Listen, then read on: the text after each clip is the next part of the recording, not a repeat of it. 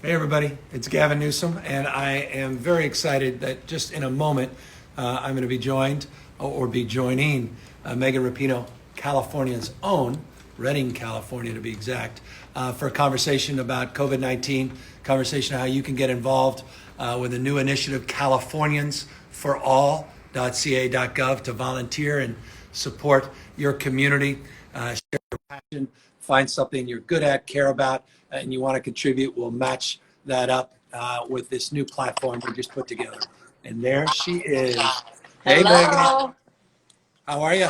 I'm doing well. How are you doing? I am very well. Where are you? What part of the globe are you? Yeah. Unfortunately, not in California at the moment. Most of my family is still out there. I think all my family is actually in California. I'm out in Connecticut right now. The way it sort of shook out, it's been most of my time in Seattle, but Sue and I were on the East Coast when it all kind of went down, and so we just stayed out here and have been basically in this apartment the entire time. The entire time. So you are practicing. You're not preaching. You're doing the social distancing. Oh. And when you go out, you're I'm practicing, I'm preaching, I'm yelling about it, I'm lecturing, I'm trying not to lecture, I'm doing everything I can to get people to just stay inside if they can, and obviously if they can't, then to practice all of the necessary precautions. And how are you going? Like so many other millions of Americans, you get a little, cabin fever. You feeling like I can't keep doing this for very long. A little bit. Actually, I feel pretty lucky because Sue was in Seattle when the Kirkland nursing home incident broke out and that sort of outbreak. So, kind of like immediately, she was in Seattle. And so she was relaying this information to me and she was like, it's real. She was joking that some of her friends were calling her Paul Revere as she was coming across the country. She went to Massachusetts and then settled here in Connecticut. But very early on, I was like, no, this is not something to be taken lightly. But it has been a long time. It's frustrating. I miss things. I want to go out. I don't want to wear a mask. Like the masks are really annoying, especially the cloth ones are kind of suffocating. I don't want to wear it to the grocery store, but I just keep watching the news and seeing, all the essential workers and the healthcare workers and people who are getting sick too. And I'm like, if the worst thing that I have to deal with is being bored in my apartment, then I'll try to take that as a win for sure. No, that's the right perspective. What do you do? I mean, just it's one thing we could talk about mental health, which is a big part of the challenge, right? To Yeah. stay home, but also just physical health. How are you able to get exercise and really keep in shape? Very creative. We've had to get very creative for sure. We've turned like our little sort of dining room into a pseudo studio. So we have some, kettlebells and bands and stuff like that. We did get a Peloton. Very thankful for that. And running on the street a little bit. And then we found this like one swath of grass that hasn't been shut down yet that we're able to kind of get out on, which I'm super thankful for. I think the working out helps with the mental health as well. Just not sort of staying in the same exact spot or the same sort of mental space all day. We have to kind of get out and do different things and keep ourselves active in that way. We love saying about the state.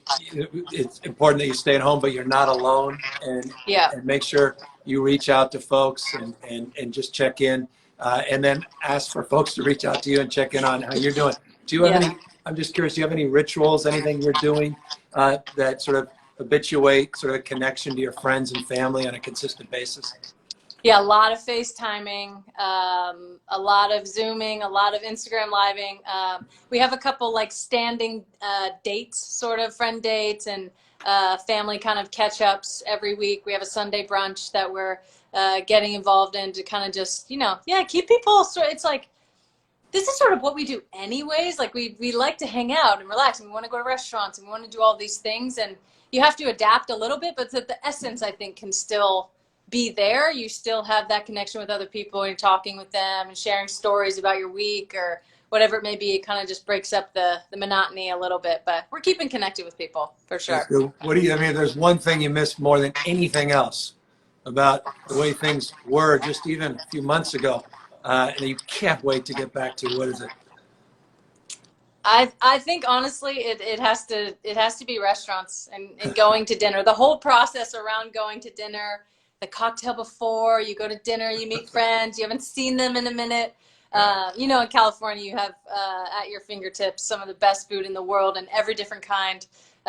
It's that part of it I really miss. I don't have a ton of like, I'm not a big like outdoors hiking kind of person. I don't have a lot of time for different hobbies, but I have to eat every day. So that's something that that I miss. love it's so interesting, but it is interesting, right? Restaurants. I mean, how we kind of take it for granted, so many choices, and Yeah. now they're in so.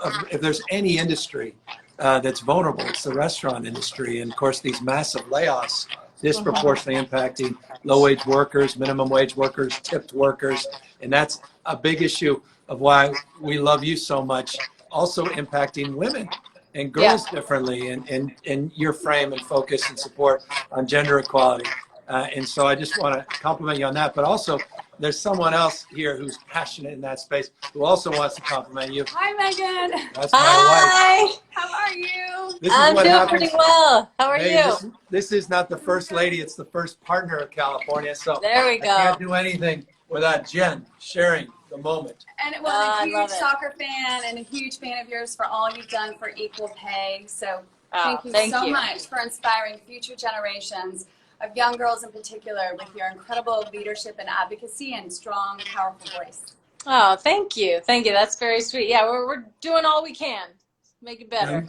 Megan, she claims she was a soccer player in a day, but I don't know. I haven't seen Okay. much of it. But she was in the junior national team at Stanford, so she's like legit back in the day. Oh, okay.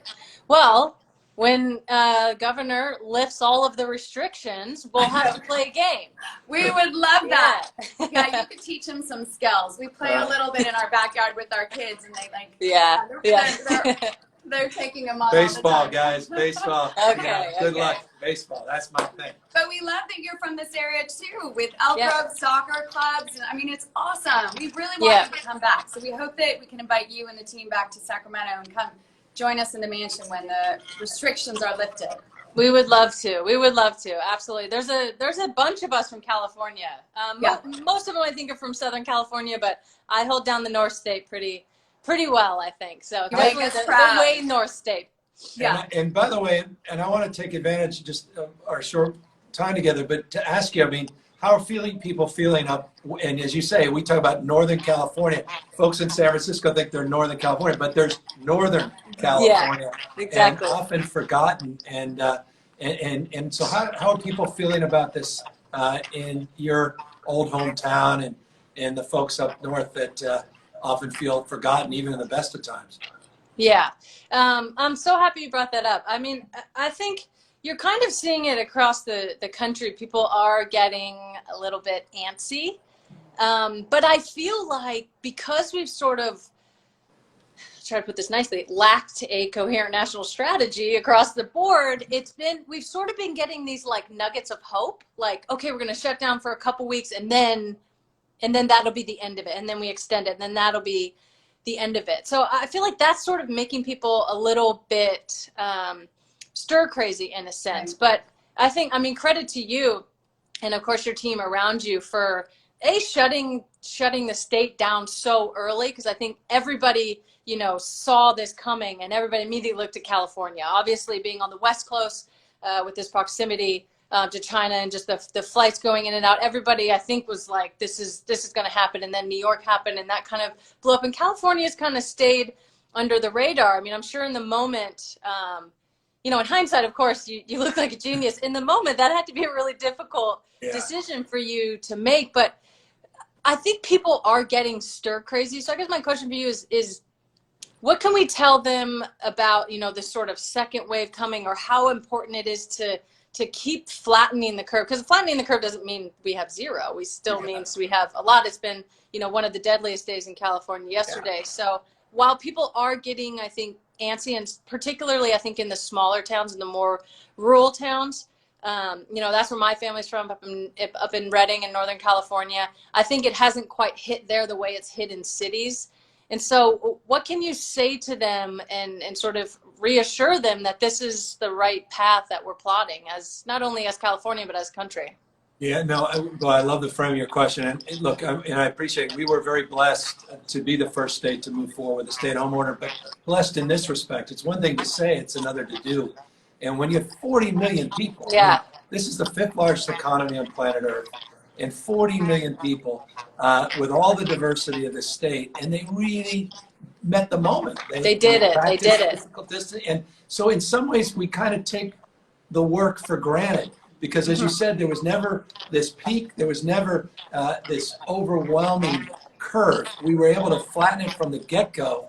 And the Yeah. key now is not to run the 90-yard dash. You know, we're so close to sort of really turning the page. And there's this at just the moment where people are saying, I can't, it's a beautiful weekend, the beaches, they're Yeah. calling me, these parks and playgrounds. And so we really can't impress upon people more, gratitude for doing the right thing, not only for themselves, but for their community and for the state and each other. But all we ask is to go out of this the way we came in it, and that's Yeah. together.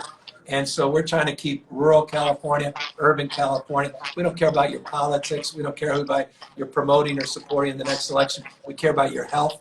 We care about your kids, your grandkids. We care about your parents, your grandparents. And we want to make sure we're there for every community in the state. Yeah. Is there, when you're sort of looking, I'm sure you're going through the process of, looking at reopening or what that would even look like, projections and models.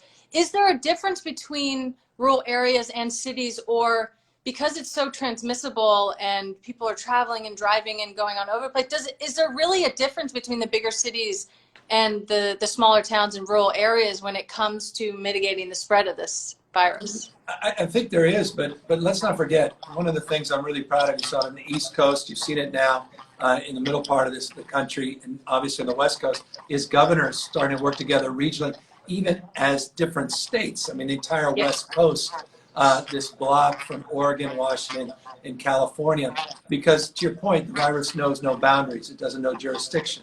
Right. But that also persists and exists within our state, because this population of California is larger than 21 states combined. Yeah. And so we talk about It's a nation California, in and of its own. yeah, it's just It really is.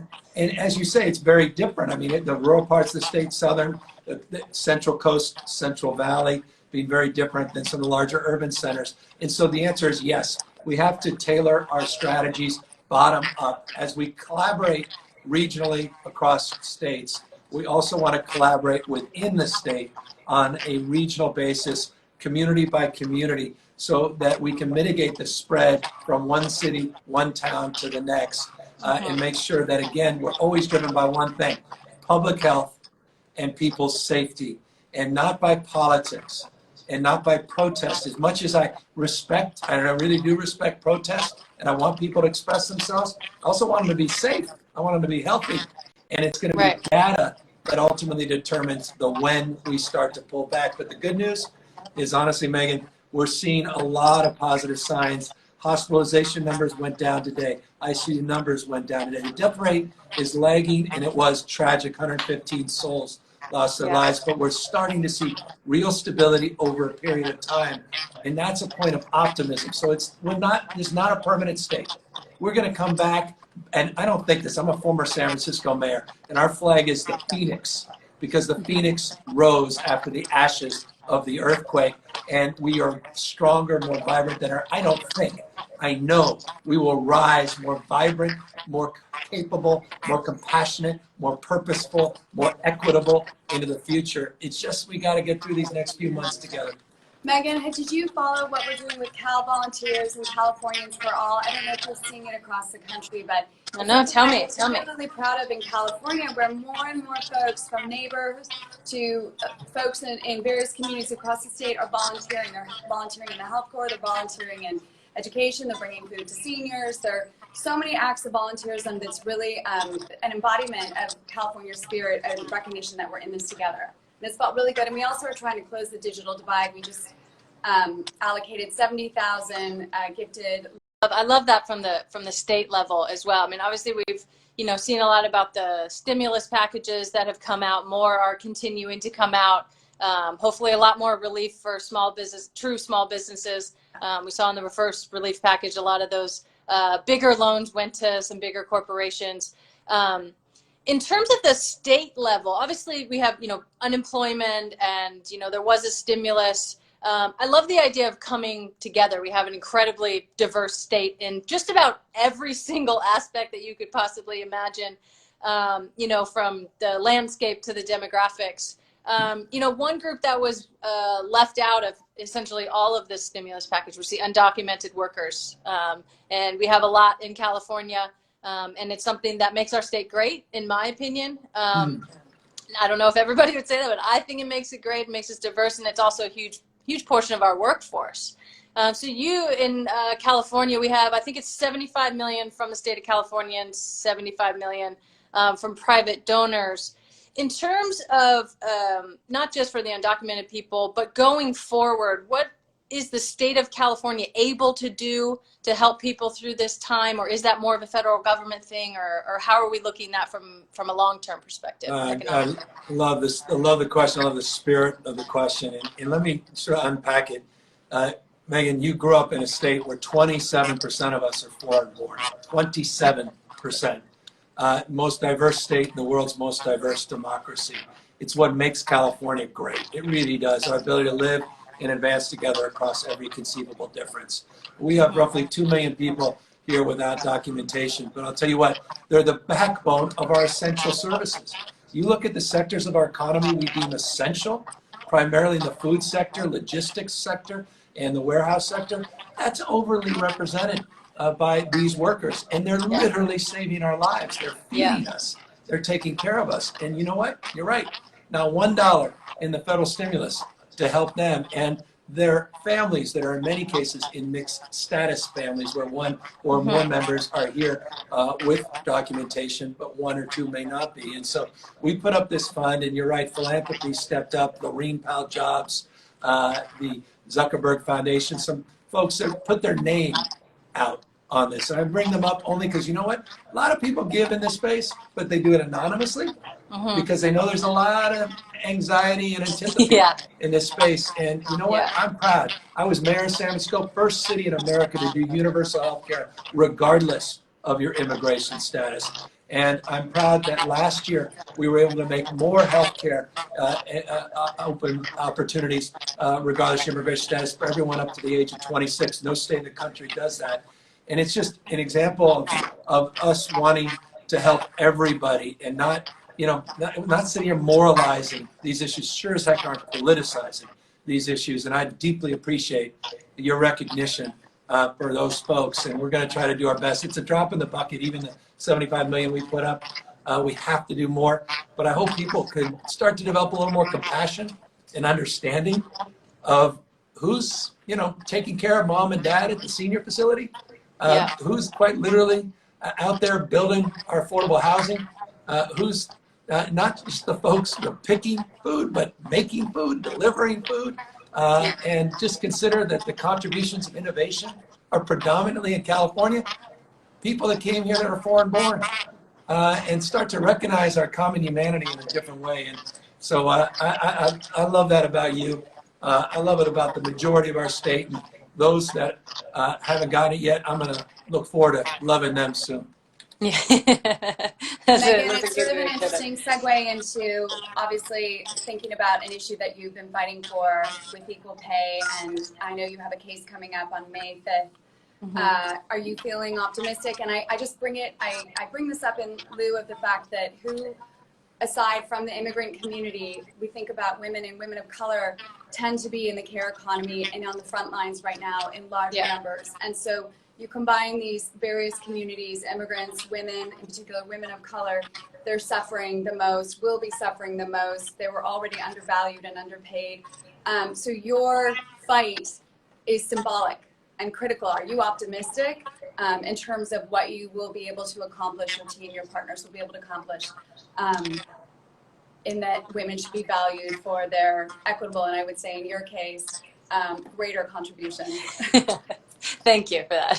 I am very optimistic, to be honest. I'm really optimistic. I think, as this case has kind of unfolded, yes, it's about us. We've had, discrimination against us and the team over a number of years, but this case has become so much bigger than that.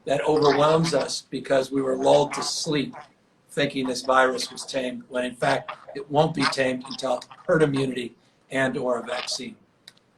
Is testing going to be something that we'll have the availability for in California? I know that this is a major issue, something very difficult, and there's so many aspects that go into it, from the manufacturing to the labs to all of it. Is that something that California is going to be able to do, or is that more of a coming down from the federal level and then each state is sort of figuring it out? We need all the help we can get from the federal level, from international supply chains, quite literally international supply chains for swabs, the media, the tubes, the RNA extraction kits, the reagents, all this new language that all of us have learned in real time.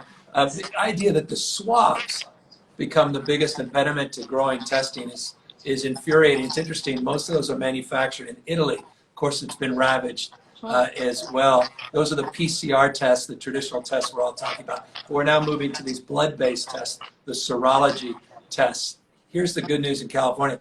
We went from an average 2,000 tests a day. Now we're up to 16,000, on our way to 25,000 every day. And then I just announced yesterday our goal is 60 to 80,000 within the next number of weeks. So we're seeing a real increase in our capacity to test supplies. And then these serology tests allow us to do what we call serosurveillance. Complicated way of saying just community surveillance, where we randomly test people that are asymptomatic, so we get a real sense of the spread. And so it's the right question to ask in relationship to your previous question is, we'll go back to some semblance of normalcy. The more tests we do, the more we trace the virus, and the more we track individual contacts that actually have come into contact with the disease, so that we can isolate people, quarantine them. And so it's complicated. At the same time, we've been doing it for TB. We've been doing that for measles. We've been doing that for STDs. We've been doing that for HIV and AIDS. So we actually have the protocols in place. So for what sounds confusing is really a question only of scale, not capacity. Got it. Okay. So it's going to be a combination of about 1,001 different things, putting it all together from the testing to the easing out of stay at home. But I mean, I think for people to understand that, I've been saying this, I feel like, everybody's like antsy and wants to get out. Like, there's nobody that wants everybody out more than elected officials.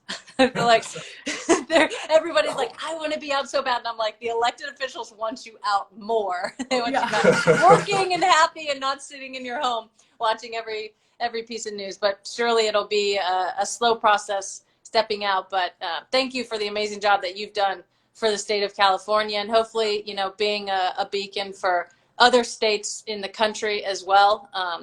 As I said before, I think everybody was bracing themselves for some really terrible news out of California, and it's still terrible, but it's been kept, sort of at bay. So we're all very thankful for your work and your team's work in trying to handle this unprecedented time. This is once in a multi-generation kind of thing that you're having to deal with. It better be, because we can't do this. Right? How are you holding up? Are you okay? Like, personally, are you guys doing okay? You're hanging in there? We got 4 kids under we have 10. 4 little ones. So one was asking my me about goodness. today. He's like, "Why are you dressed up, mommy?" And instead of in my sweats, and I was like, Yeah. "Well, I'm gonna go say hi to Megan," and he was very excited. He loves soccer. Please tell me I said hi. For sure. They're they want to see their friends. They want to be with their friends. They are missing that social component big time. Definitely. And I feel for everyone that's in, we're in it together. Everyone's struggling. Everyone's, and we empathize tremendously, and we're right there with everyone. We want things to get back to normal too. yeah. So But in the interim, and by the way, just because I just want to take advantage of this opportunity, I know so many people watching have student debt, Megan. California, we just announced there's a 90-day forbearance, meaning you don't have to pay student debt in the next 90 days. No fines, no fees, no penalties, no impact on your credit rating. I know it's only 90 days, but at least it's a little bit of relief. We did the same for mortgages. We're just, in every way, just trying to ease the stress of people at this moment as we ease into reopening, and then deal with the economic damage that's been done and try to help rebuild families, rebuild lives. Yeah, definitely. Well, we're very appreciative of all your work. Thank you so much for taking the time to talk to me. I'm a budding journalist, apparently. Apparently you're you good sound at like it. it. You're Well good done. at it. Well done. See, I'm buttoning my jacket when you I say know. Out of I respect. button my jean jacket. I probably have to wear something more professional than this if I No, was you a look great. journalist. Very good. Keep using your voice. Thanks for your leadership. Really. Of course. Great to be with you, Of Meg. course. Stay Take strong, care. California. Yep. Can't wait to see you back out here. Bye. All right. Likewise. Bye-bye.